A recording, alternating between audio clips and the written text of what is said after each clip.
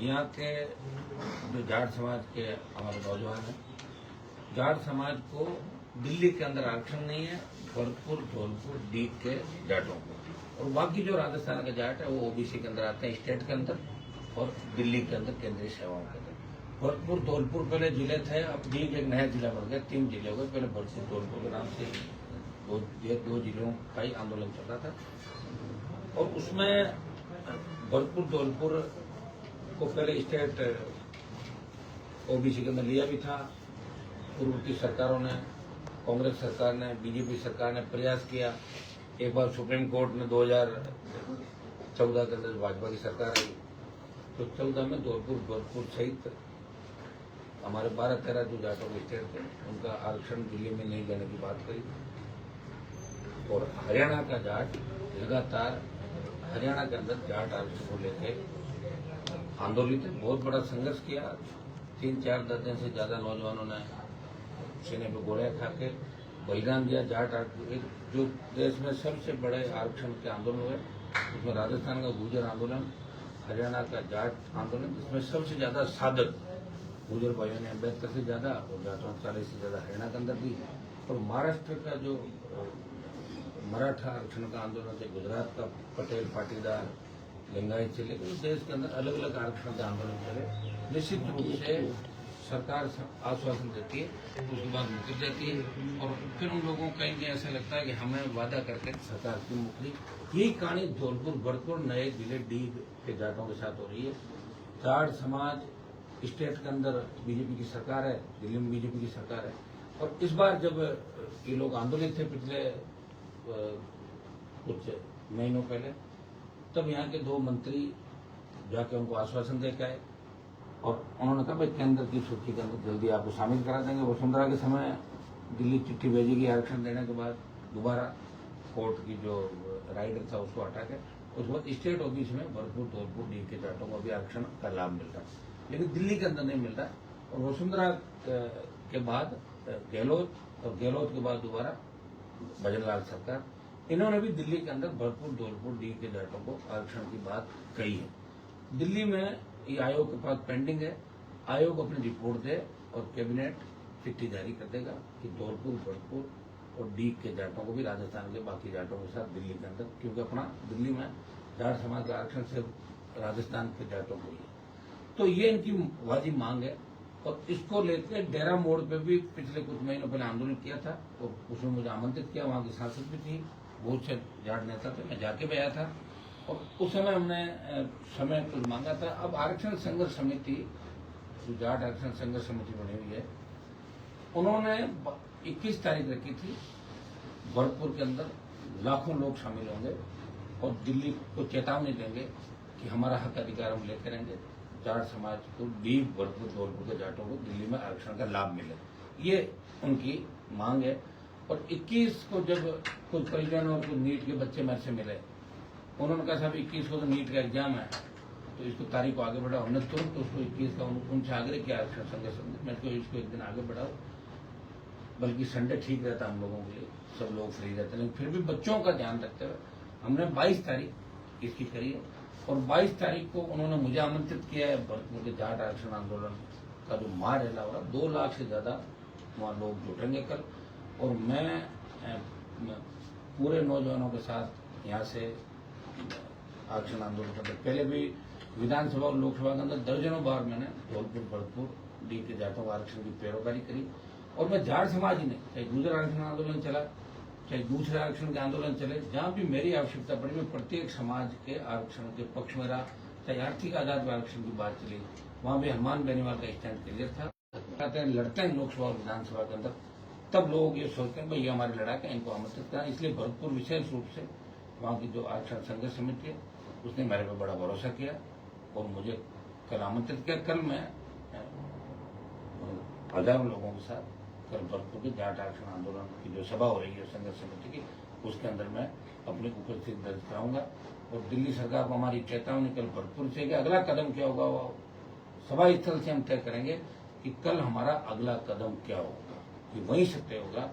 और पूरे देश के अंदर हम फिर इस आंदोलन को धीरे धीरे जहां जहां आवश्यकता है, ये हमने आपको बताया, प्रदेश, दिल्ली, जहाँ स्टेट के अंदर जाट समाज को आरक्षण है, यूपी, उत्तराखंड, हिमाचल, एमपी, बिहार, गुजरात, पंजाब और हरियाणा के अंदर स्टेट में जाट ओबीसी के अंदर नहीं है। तो ये जो स्टेट मैंने बताया, इसमें अमित शाह जो देश के गृह मंत्री थे, इन्होंने दिल्ली के अंदर और यूपी के जो चुनाव थे उसमें भी ये कहा था जाटों को दिल्ली में आरक्षण मैं दिलाऊंगा, ये मेरा मूंछ का बाल है। ये अमित शाह ने अपने मूंछ का बाल एक तरीके से जाट समाज के उन चौधरियों के पास, उन खाप के जो प्रधान थे उनके सामने रखा कि भाई मैं दिलाऊंगा, आप आंदोलन समाप्त करें और भाजपा के साथ जुड़ें। और जाटों ने तमाम दिल्ली के अंदर बीजेपी को वोट किया, यूपी में बीजेपी को वोट किया, तमाम स्टेट में बीजेपी को वोट किया और उसका परिणाम अभी तक 0 रहा। इसलिए समाज के मन में कहीं न कहीं ये मतलब डर है कि हमें कहीं अब दिल्ली की सरकार आरक्षण से वंचित नहीं करे, किसी कोर्ट कचहरी का बहाना बना दे। इसलिए लोग बड़े चिंतित है, नौजवान चिंतित है। नौजवान सोच रहे हैं भाई भरतपुर से हम आ जाएं, जयपुर, अलवर, वहाँ का जाट तो आरक्षण में यहाँ पे, लेकिन भरतपुर, डीग और धौलपुर का नहीं। तो एक टाइप की अलग वो अपना आपको अलग महसूस करना और सोच रहा है हमारे साथ स्वतंत्र व्यवहार करे केंद्र सरकार, राज्य सरकार। इसलिए कल ये बिगुल बजेगा भरतपुर की धरती से, लोहागढ़ की धरती से, जहाँ का अजय दुर्ग रहा। कभी न तो मुगल इस दुर्ग पर कब्जा कर पाए और न ही अंग्रेजों गुलामी ने स्वीकार करी। अजय दुर्ग हमारा भरतपुर, और वहाँ की कौम पुकार रही है मान जी आप आओ हमारे साथ। उनके साथ था इस विधानसभा, लोकसभा, हमेशा आप देखते हो किसी भी समाज के लिए मैं तैयार हूँ, मेरे समाज के लिए हमेशा मैं तैयार रहा, आगे की पंक्ति में खड़ा रहा। तो कल आरक्षण का जो बड़ा बिगुल बज रहा भरतपुर की लोहागढ़ की धरती से, उसमें हनुमान बेनीवाल अपने समर्थकों से ही वहां जाएगा। दिल्ली की सरकार को हम चेतावनी देंगे, राजस्थान सरकार को चेतावनी देंगे कि अगर हमें आरक्षण नहीं दिया तो आने वाले जो भी चुनाव है उनके परिणाम भुगतने के लिए दिल्ली वाले तैयार हो जाएं। अभी उत्तर प्रदेश, पंजाब, उत्तराखंड 4-5 राज्यों के चुनाव है, वो लगातार चुनाव होंगे और ये वो कौम है एक बार जो निर्णय करती है उसको पीछे नहीं हटती। और आपको याद होगा किसान आंदोलन के अंदर में मोदी के साथ होते हुए समाज के और किसानों के साथ आया, सड़क पर आया। तो ये जिद्दी लोग हैं, जब तक सरकार इनकी नहीं मानेगी तो सरकार को चैन से नहीं बैठने देंगे। महाराजा विश्वेंद्र सिंह ने कहा है कि हमें बाहरी लड़ाकों की जरूरत नहीं है, इतने सक्षम है कि हम जाटों का आरक्षण खुद ले सकते हैं। उसको बड़ा क्या कहें? वो बारी किसी और को कहा होगा, मैं तो अंदर का हूँ ना भाई, मैं तो। लेकिन कल तो आप ही जा रहे हैं। पानीपत की जो मूवी थी उसके पोस्टर लोकसभा में मैंने जलाए। महाराजा सूरजमल जी की जो जयकारे लगातार इस देश के अंदर आप देख रहे हो, और भरतपुर, धौलपुर के जाटों के आरक्षण की सबसे ज्यादा विधानसभा और लोकसभा में पैरोकारी करी। तो एज सांसद हनुमान बेनीवाल ने हमेशा मजबूती के साथ पैरोकारी करी। ये बयान हो सकता है मेरे लिए, किसी और के लिए, मैं इसको कैसे मान लूं। और इसके अंदर कोई राजनीतिक ये वो दल की रैली नहीं है। जाट आरक्षण संघर्ष समिति हमें बुला रही है, आमंत्रित कर रही है। इसलिए मेरे समाज के छोटे भाइयों को आरक्षण की लड़ाई के अंदर साथ देने के लिए अपने हजारों जो समर्थक है लोग हैं समाज के और अन्य समाजों के, वो भी इस रैली के अंदर आपको देखेंगे। उनकी भावनाओं को ध्यान में रखते हुए बता रहा हूँ।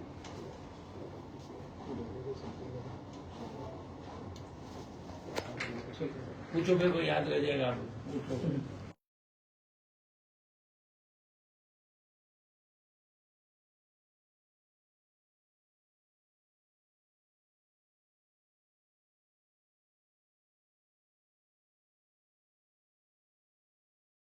जोधपुर में और किस तरह की घटनाएं राजस्थान के अंदर हो गई, किस तरह मंत्री और नीचे अधिकारी बेलगाम हो गए। मुख्यमंत्री का कब्जा नहीं रहा राजस्थान की व्यवस्था पे।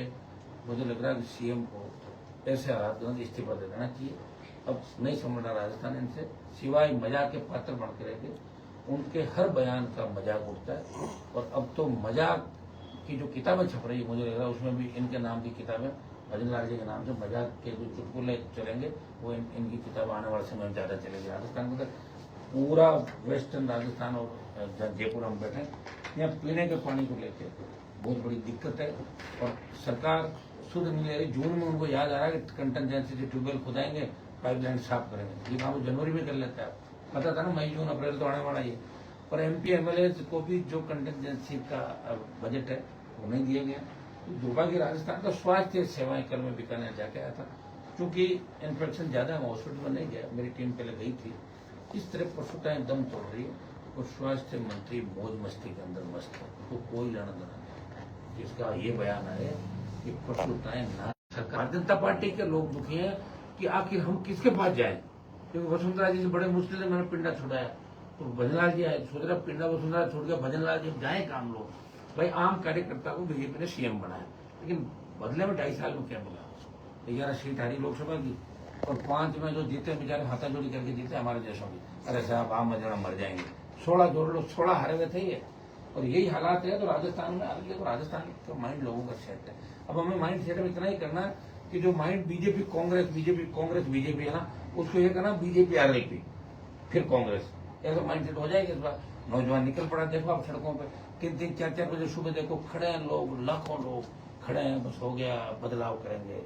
तो ये निश्चित रूप से बहुत बड़ा बदलाव हो रहा है। एक बॉर्डर सेक्टर के अंदर ये बहुत ज्वलंत होता है कि ये मुस्लिम हिंदू उनके जो सामाजिक पैरोकारी करते हैं, ये समाज के लिए काम भी करते हैं, सामाजिक एकता का काम भी, जो बॉर्डर के अंदर हिंदू मुस्लिम इलाके जहाँ पर पाकिस्तान बॉर्डर लगता है, वहाँ देखिए देश की सुरक्षा हमारे लिए भी उतनी महत्वपूर्ण है जितनी भारतीय जनता पार्टी है। देश हमारे लिए पहले है, लेकिन सुरक्षा की आड़ के अंदर अगर अपन गोचर के नाम पे, दूसरे नाम पे, अगर वो प्रतिबंधित इलाका है वहाँ अगर निर्माण नहीं कर सकते, 100% हटा सकता है, क्योंकि देश की सुरक्षा सबसे पहले है।